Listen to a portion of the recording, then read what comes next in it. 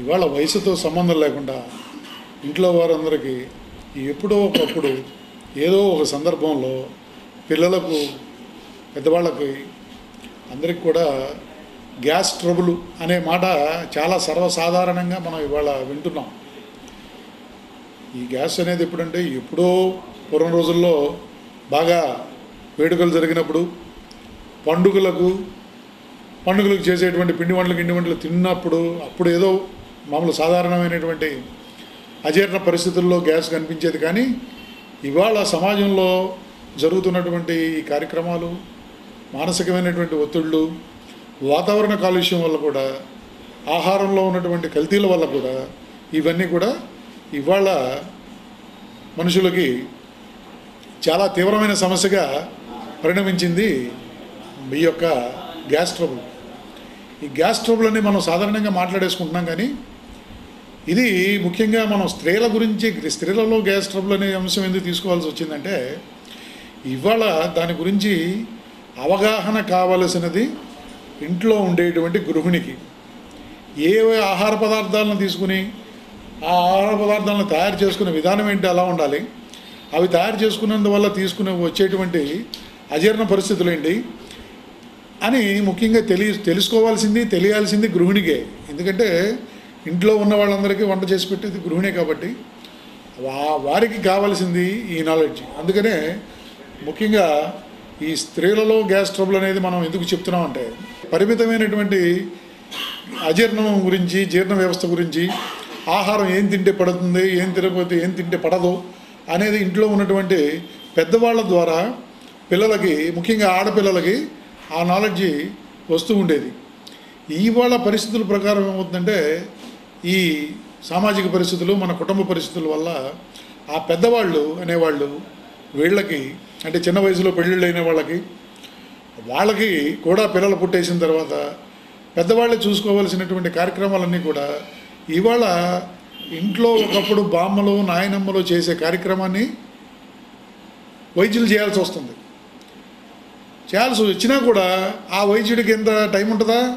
ఇంట్లో బామ్మలు, నాయనమ్మలు మనం జాగ్రత్తగా మన కుటుంబ సభ్యుల గురించి అన్నీ తెలిసిన వాళ్ళు మన కుటుంబ సభ్యులకి ఇచ్చేటువంటి సలహాలు ఒక వైద్యుడికి తెలియదు, ఇవ్వలేడు కూడా. ఎందుకంటే ఆయన దగ్గర అంత అవకాశం కూడా ఉండదు. ఎందుకంటే రోగులు వరుస క్రమంలో వెనకాల చాలామంది రోగులు ఉండటం వల్ల ఈ రోగులు అందరి రోగులకి ఆయన న్యాయం చేయలేరు పొద్దు నుంచి సాయంత్రం వరకు. కాబట్టి దీనిని మనం గమనించి ఇవాళ చాలా చిన్న విషయంగా భావించేటువంటి అతి పెద్ద సమస్య ఈ వాయువు సమస్య. గ్యాసు అనేది ఏంటంటే చెడు వాయువు అంటే సక్రమంగా వేళ ప్రకారం తిననే ఆహారం. ఒకవేళ వేళ ప్రకారం తిన్నా కూడా మన శరీరానికి పడని ఆహారం వల్ల, ఆ ఆహారం అరగకపోవడం వల్ల జీర్ణశక్తి లోపించి వేళకు అరిగితే ఏమవుతుందంటే అది పెద్ద ప్రేగులోకి వెళ్ళిపోయి మనకి సాపిగా విరోచనం జరిగినప్పుడు ఏదైనా కొద్ది గొప్ప వాయువులు పుట్టినా అవి ఆ మలంతో పాటు బయటికి వెళ్ళిపోతాయి. అలా కాకుండా ఈ అజీర్ణం లక్షణాలతో ఉన్నటువంటి వాళ్ళకి ఆ మలం లోపల ఉండిపోయి అది కుళ్ళి మురిగి దానిలోంచి వాయువులు బయటకు వస్తున్నాయి. రోడ్డు మీద మనం వెళ్ళేటప్పుడు ఎక్కడన్నా ఆ చెత్త కుప్ప దగ్గర చెడు వాసన వచ్చిందంటే ముక్కుకి గుడ్డాటం పెట్టుకుని వెళదాం. అలాంటి చెత్త కుండీలు 100 కుండీలు వచ్చేటువంటి చెడు వాయువు మన పొట్టలోనే ఉంటూ ఉంది. ఈ విషయం తెలుసుకుంటే మాత్రం మనం అసలు ఆహారం తీసుకుంటానికి కూడా భయపడే పరిస్థితి అన్నమాట. అందుకని ఎలా అయితే మనం తాజా ఆహారం తీసుకోవాలి, తాజాగా ఉండాలి, వంట చేసింది వేడివేడిగా తినేయాలని ఎలా అయితే ఆలోచిస్తామో, అలాగే అది లోపలికి వెళ్ళిన తర్వాత అంత త్వరగా అది అరిగిపోయి అంత త్వరగా ఆ మలం బయటకు కూడా వెళ్ళిపోవాలి. అంటే ఏంటి, లోపల ఉన్నటువంటి చిన్న ప్రేవులు, పెద్ద ప్రేవులు కూడా చక్కగా శుభ్రం అయిపోయి, ఎలా అయితే మన బాహ్య శరీరాన్ని శుభ్రంగా చేసుకుంటున్నామో అలాగా లోపల ఉన్నటువంటి ప్రేగులు కూడా శుభ్రంగా ఉన్నప్పుడు మాత్రమే ఈ వాయువు జోలికి రాకుండా ఉంటుంది. ముఖ్యంగా స్త్రీల గురించి మనం చెప్తున్నది ఏంటంటే, వీళ్ళు రోగాన్ని కొని తెచ్చుకోవడం అనే పరిస్థితి నుంచి ముందు బయటపడాలి. రోగాన్ని తెచ్చుకోవడం అంటే ఎట్లాగంటే, ఉదయమే లేచి పిల్లల్ని తయారు చేయాలి, భర్తకి అన్నీ పెట్టాలి, ఇంకా ఉన్న మిగతా కుటుంబ సభ్యులందరినీ జాగ్రత్తగా చూసుకోవాల్సిన బాధ్యత గృహిణిది. కాబట్టి ఆవిడ గబగబా ప్రొద్దున్నే లేచి రకరకాలుగా వంటలు చేసి ఆవిడ నీళ్లు తాగడానికో ఆవిడ కాలకృత్యాలు తీర్చుకోవడానికి కూడా వాయిదా వేసుకుని వాళ్ళందరినీ రెడీ చేసి వాళ్ళందరికీ వంట చేసి పెట్టి వాళ్ళందరినీ పంపించేటప్పటికీ టైం చాలా వేళ ప్రొద్దెక్కిపోతుంది. ఇంత ప్రొద్దుపోయిన తర్వాత స్నానం చేయాలి, పూజ చేసుకోవాలి, లేదనుకుంటే అన్నీ అయిపోయిన తర్వాత వంట కూడా చేసేసి తిందాంలే అనుకునే వాళ్ళు కూడా ఉన్నారు. ఇన్ని చేసిన తర్వాత మధ్యాహ్నం భోజనం టైంకి ఏ గెస్ట్లో వచ్చారు, ఏ చుట్టాలో వచ్చారు, స్నేహితులు వచ్చారు, ఆ టైంకి ఈవిడ పాపం ఆవిడ వాటాను కూడా వాళ్ళకి పెట్టేస్తారు. ఏదో దీన్ని కడుపు నింపుకోవడం, ఉండిపోవడం. ఈ లక్షణం కాకుండా మరొక ముఖ్యమైన లక్షణం ఏంటంటే స్త్రీలలో వాళ్ళు చేసిన వంట మీద వాళ్ళకి ఆసక్తి తక్కువగా ఉంటుంది. ఎవరికైనా కూడా ఆ వంటలన్నీ చేసేటప్పటికే ఆ వాసనలకే వాళ్ళకి తినబుద్ధి కాదు. అందుకని చాలామంది ఏం చేస్తుంటారు, వాళ్ళు వండిన ఆహారాన్ని వాయిదా వేసుకునే పద్ధతి చూస్తుంటారు. ఆహారాన్ని ఏదో తినేసి ఆ టైంకి అరటిపండు ఉందో తినేద్దాం, లేదా గ్లాసు మజ్జిగ తాగేద్దాం అని చెప్పేసి ఆ భోజనాన్ని వాయిదా వేసుకునే పరిస్థితి ముఖ్యంగా ఆడవాళ్ళలో జరుగుతుంది. మగవాళ్ళలో అది ఉండదండి. ఎందుకంటే వాళ్ళకి అమర్చే ఇంట్లో ఆడవాళ్ళు ఉన్నారు, లేదు ఇంట్లో టైంకి దొరకనప్పుడు తీసుకెళ్ళి శుభ్రంగా బయట హోటల్స్లోనే తినేస్తారు. ఇక్కడ ఇంట్లోనూ తినలేక, బయట ఆహారం అందుబాటులో లేక ముఖ్యంగా అజీర్ణ వ్యాధిని బాధపడుతున్నది ఈ స్త్రీలే. అందుకే మనం ముఖ్యంగా ఇవాళ ఈ స్త్రీల గురించే ముఖ్యంగా మనం ప్రోగ్రాం తీసుకోవడం జరిగిందండి.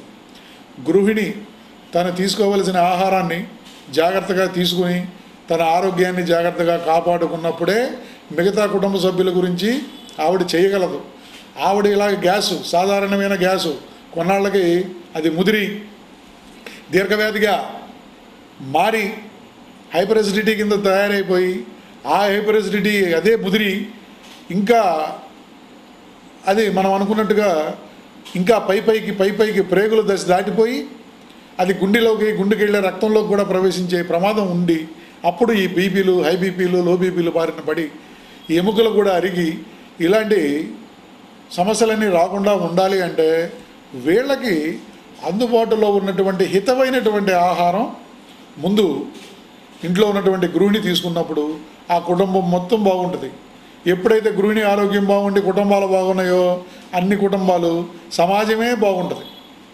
అందుకని ఆరోగ్యవంతమైన సమాజాన్ని మనం నిర్మించాలనుకున్నప్పుడు ప్రాథమికంగా మనం చేయవలసింది ఏంటంటే మన ఇంట్లో మన భార్యలో, మన తల్లులో, మన చెల్లెళ్ళలో, అక్కలో వీళ్ళు ఏం తింటున్నారు అనేది మనం ఒక్కసారి పరిశీలించి, ఎందుకంటే మగవాడు అక్కడక్కడ బయట తిరిగి వ్యాపార కార్యకలాపాల వల్ల లేకపోతే సామాజిక పరిస్థితుల వల్ల, వృత్తి వ్యాపారాల వల్ల విసిగి ఇంటికి వచ్చిన తర్వాత ఆ భార్యని నువ్వు తిన్నావా అని అడిగేంత ఓపిక తీరిక ఆయనకు ఉండదు.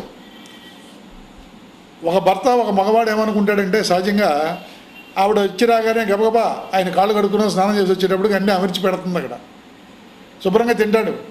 తిన్న తర్వాత ఏమనుకుంటాడు, ఆవిడేమనుకుంటుంది, శుభ్రంగా వండి నేను తిన్నాడు, నువ్వు తిన్నావని అడగలేదు నిన్నని ఆ ఇంట్లో ఉన్న ఆవిడ అనుకుంటుంది. ఈయనేమనుకుంటాడు, నాకు ఇన్ని పెట్టింది తను తినకుండా నాకు పెడతా అనుకుంటాడు ఈయన. అంటే తన భార్య గురించి అంత పెద్దగా ఆలోచించాల్సినంత అవసరం లేదు. ఆవిడ చక్కగా మేనేజ్ చేసుకుంటుంది, కుటుంబాన్ని చక్కగా సవ్యంగా నడిపిస్తుంది, నా ఆరోగ్యం నా వంట కూడా ఆవిడే చూసుకుంటుంది. కాబట్టి ఆవిడ్ని ప్రత్యేకంగా నేను నువ్వు తిన్నావా, ఏమి తిన్నావు, ఆ పప్పు వేసుకున్నావా, ఈ చారు వేసుకున్నావా అని అడగాల్సినంత అవసరం ఉండదని ప్రతి భర్త భావిస్తుంటాడు. ఇది చాలా చిన్న సమస్య, కానీ ఇది చాలా పెద్దగా తర్వాత పెద్దగా దీన్ని తయారయ్యే పరిస్థితి కూడా ఉన్నది. కాబట్టి ఇంట్లో ఉన్నటువంటి యజమాని అంటే ఒక భర్త తన భార్య పట్ల ముఖ్యంగా ఆహారం ఏదో ఆవిడకి